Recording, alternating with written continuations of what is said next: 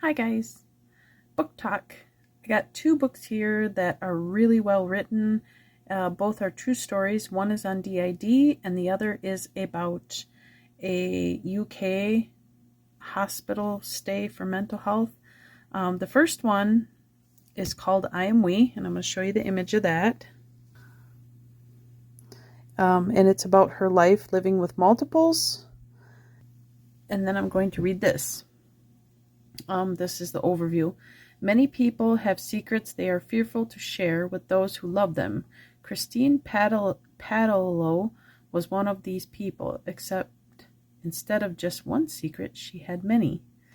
As long as Christine can remember, she lived with multiple personality disorder, or DID, but for most of her life, she kept this secret hidden from everyone around her, including her husband. It wasn't until the age of 41 and after 10 years of counseling that she finally managed to utter the 7 most difficult words of her life. There is more than one of me. Now, several years later, she is ready to share her story with the rest of the world.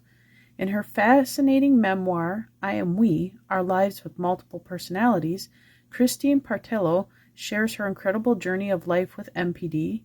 Readers will come to know Christine's alternative personalities as the unique and extraordinary individuals they are.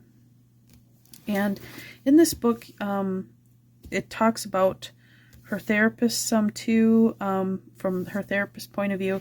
And it's just a really all-around good book. I've only read it once, so and I read a lot, so I can't remember everything that was in the book, but it hit close to home, and it was decent. Now, the other book I'm going to show you is called The Hospital. And this book is based on a UK girl, how she survived the Ashton Hall abuse and experiments. The book is this one here.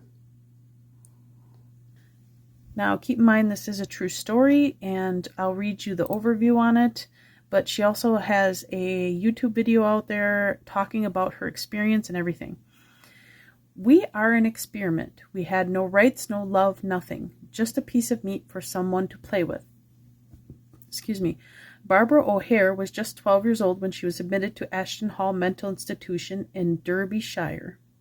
From a troubled home, she hoped the hospital would offer some kind of protection from all that was wrong in the world. But within hours of being there, Barbara was tied down, drugged with sodium amytal, a truth-telling drug that forces a person to lose all inhibitions, and then, she believes, abused by its head physician, Dr. Kenneth Milner.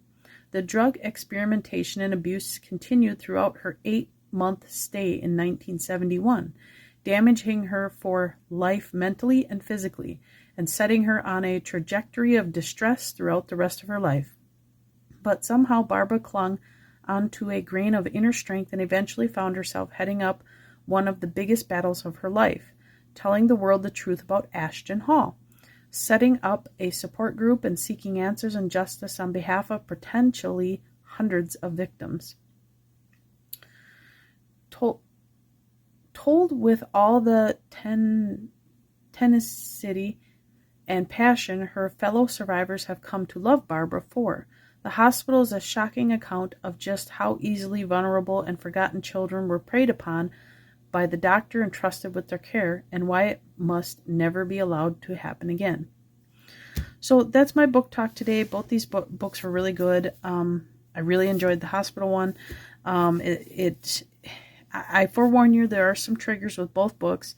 Maybe ask your mental health care professional before reading into it, but I kind of wanted to touch something on DID and also with hospital abuse and inpatient care stay and stuff. And she really touches the details on that issue. So that's all I have today. Love you guys. Bye.